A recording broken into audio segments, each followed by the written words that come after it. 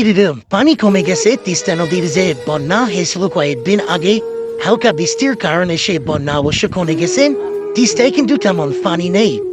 তিস্তায় পানি নেই, পানি কমে গেছে, কিন্তু তিস্তায় প্রচুর পরিমাণ মাছ আসছে। তিস্তায় জেলেরা তারা মাছ ধরে তাদের জীবিকা নির্বাহ করতেছে। তারা অনেক মাছ ধরেছে, আমরা দেখেছি তারা জাল ফেলে হচ্ছে তারা মাছ ধরেছে।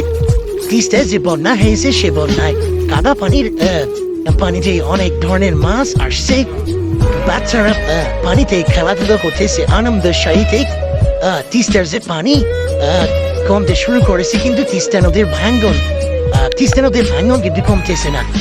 তিস্তার চারপাশে কিন্তু বাড়ি ঘর বিলীন হয়ে যাচ্ছে। আমরা অনেকের সাথে কথা বলে দেখেছি তাদের আবাদি জমি, ঘর বাড়ি, গরু ছাগল সব বন্যাতে ভাসিয়ে গেছে। গরু ছাগল, তারপরে তাদের ধান ক্ষেত সকল আবাদি জমিগুলো তাদের বিলীন হয়ে গেছে। তাদের কষ্ট কথাগুলো কিন্তু আপনাদের মাঝে আমরা তুলে ধরার চেষ্টা করেছি।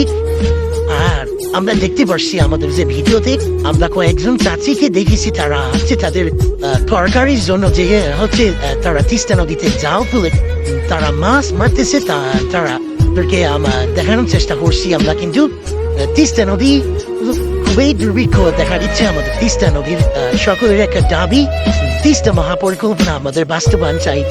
আমরা সবার কথা বলেন, যেটা তাদের আশ্বাস আকাঙ্ক্ষা, সরকারের প্রধান উপদেষ্টার কাছে তাদের আকাঙ্ক্ষা, আমরা তিস্তা মহাপরিকল্পনা বাস্তবায়ন চাই। তিস্তার পানি অনেকটাই কমে গেছে, সেটা আজকে চিত্রে আপনাদেরকে তুলে ধরেছি। এবং তিস্তা যে ভাঙ্গন, সে ভাঙ্গন একমাত্র আমাদের তিস্তা মহাপরিকল্পনা হলে তিস্তার পাড়ের মানুষ সুখে শান্তিতে থাকতে পারবে। এবং তিস্তা পাড়ে এখন পর্যন্ত কোনো সাহায্যের হাত বাড়িয়ে দেয়নি কেউ, সরকারি বা বেসরকারি কোনো রকম সহায়তা পায়নি তিস্তার পাড়ের মানুষের। তারা বলেছে তাদের দিনকাল খুবই খারাপ যাচ্ছে, দুর্ভিক্ষ তাদের দিন যাপন, এবং না খেয়ে তাদের বাচ্চাদেরকে কাটতে হচ্ছে।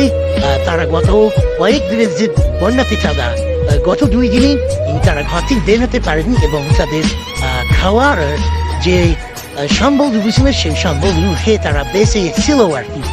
তিস্তার ছিল আজকের এই সর্বশেষ আপডেট, এবং তিস্তার পাড়ের এই পানির যে আবহাওয়া সেটি নিয়ে আপনাদের তুলে ধরার চেষ্টা করেছি। এবং তিস্তার পাড়ের মানুষের পাশে আপনারা এগিয়ে আসুন এবং তিস্তার পাড়ের মানুষকে সহায়তার হাত বাড়িয়ে দিন, এটাই আপনাদের কাছে করতে চাই। সকলেই ভালো থাকুন।